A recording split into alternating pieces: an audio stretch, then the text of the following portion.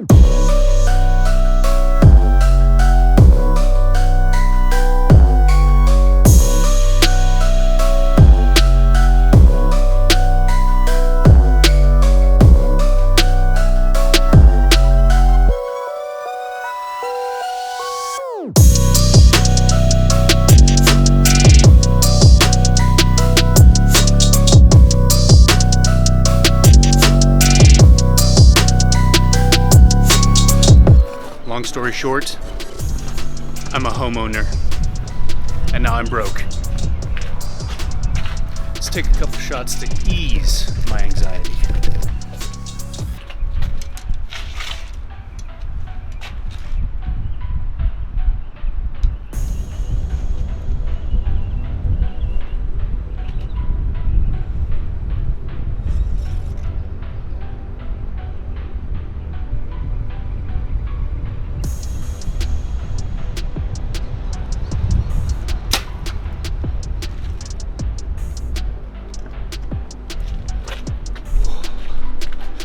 I'm here alone, as usual.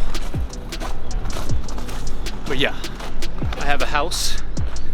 I'm starting to build equity in my life, which is important.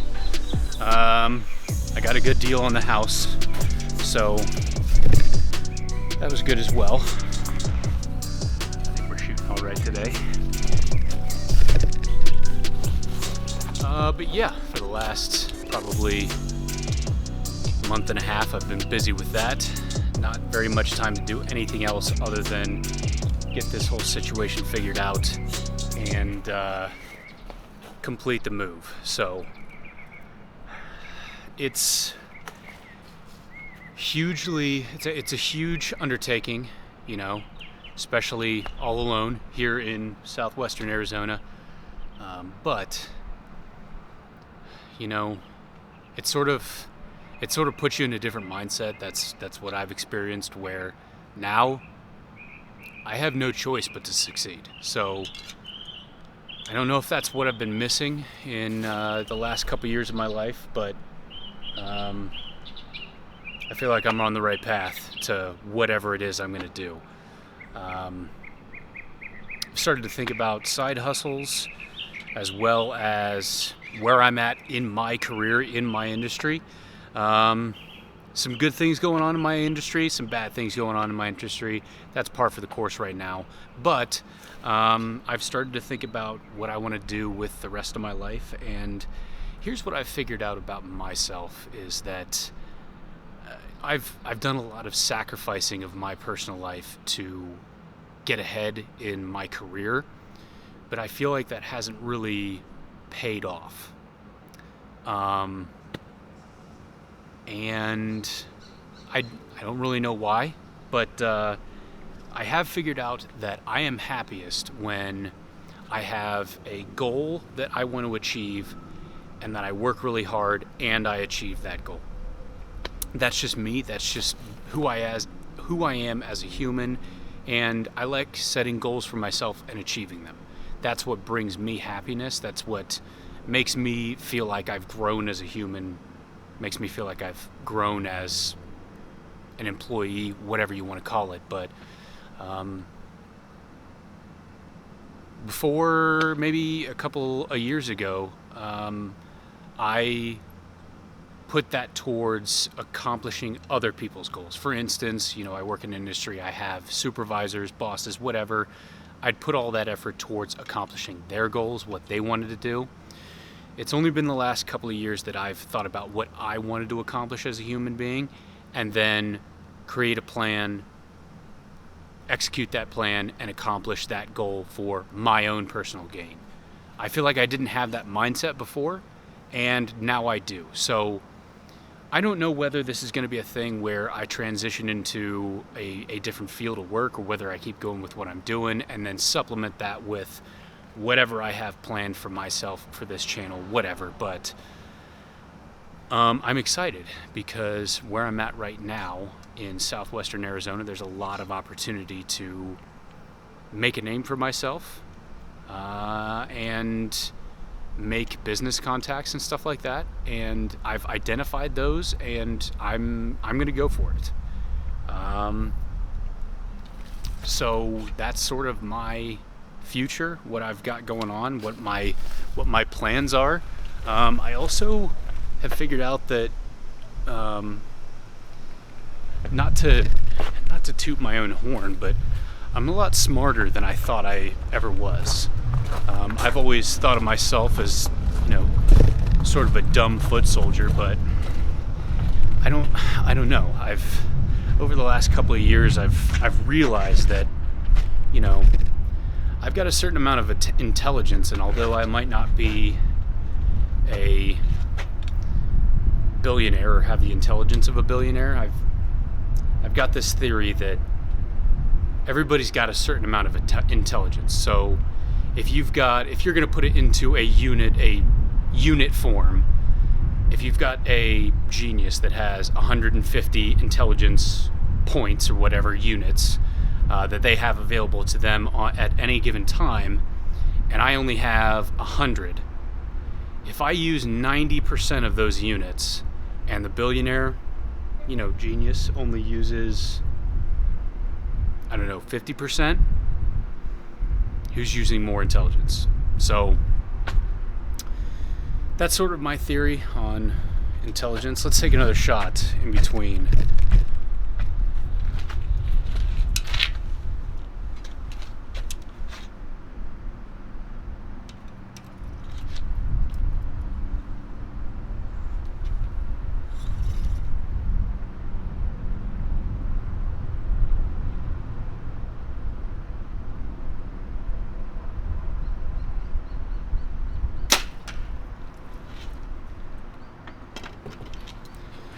Felt good.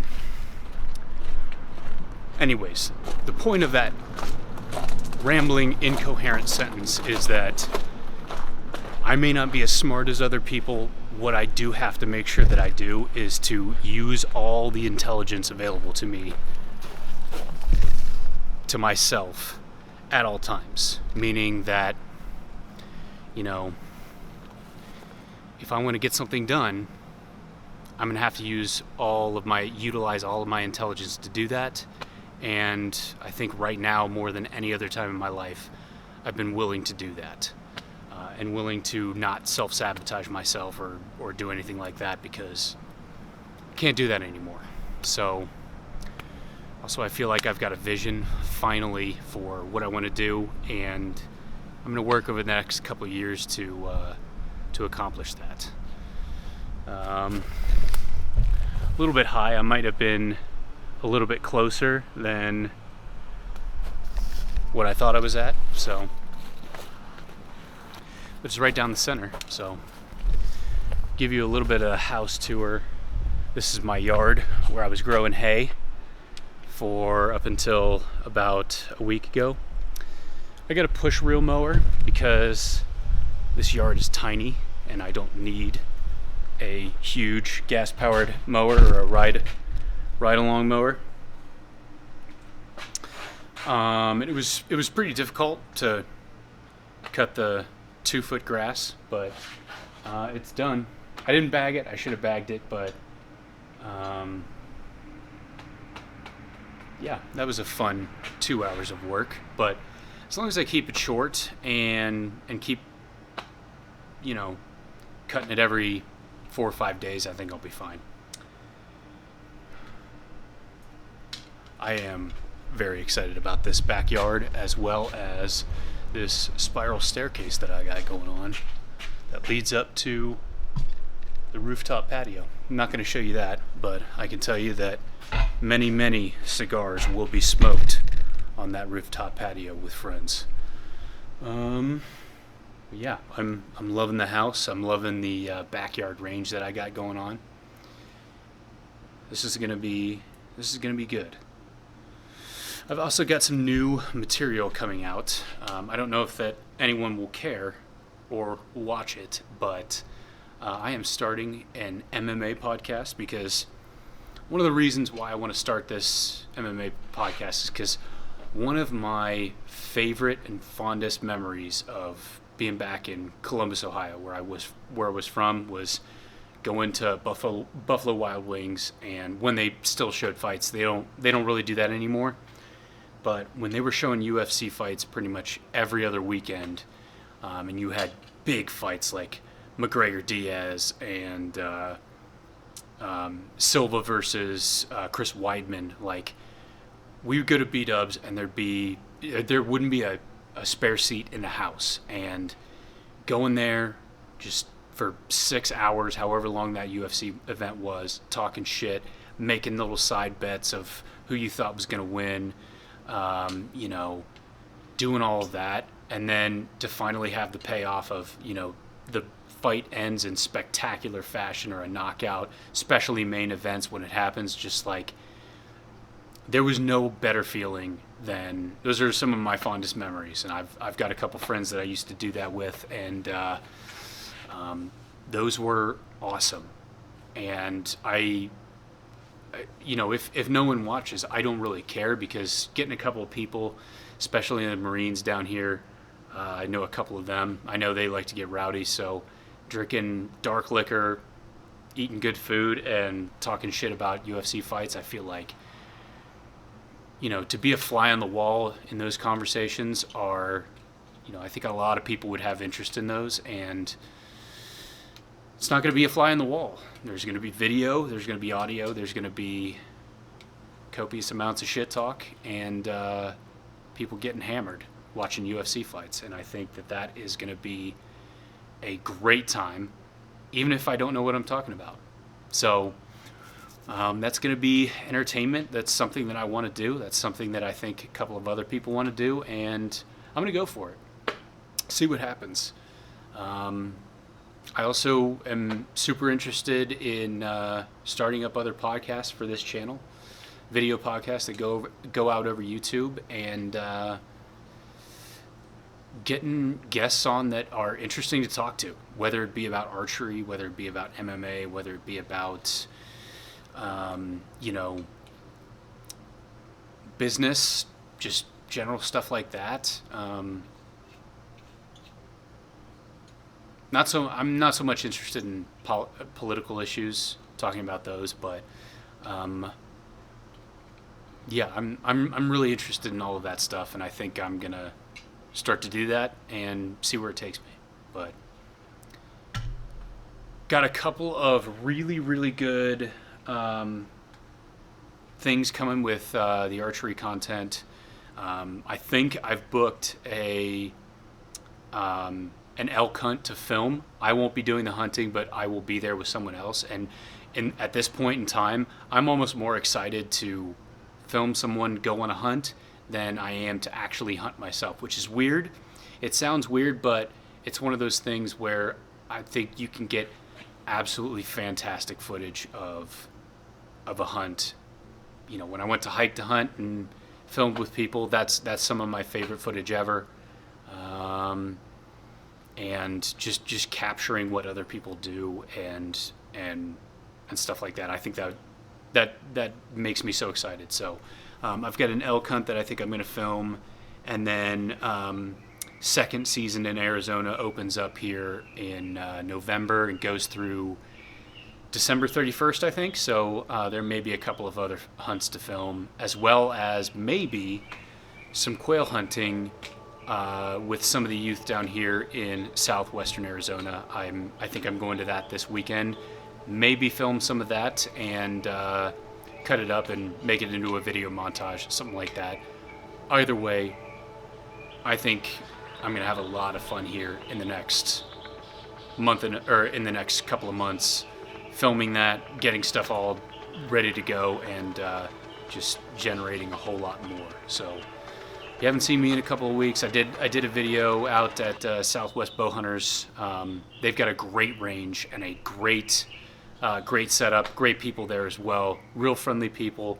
If you're out here in Yuma, Arizona, feel free to stop on by Southwest Bowhunters. They got a great range, they've got great people, they've got great events coming up, including 3D shoots. It's an awesome time. So it's out up in the Adair Range Shooting Park. It's awesome. So that's it for me for today. Yeah, I'll see you guys soon, and wish me the best of luck with this money pit that I got going on here. I shouldn't call it that. I actually really like this house, and I'm looking forward to the next 30 years in this house. So be well, my friends, and we'll see you next time.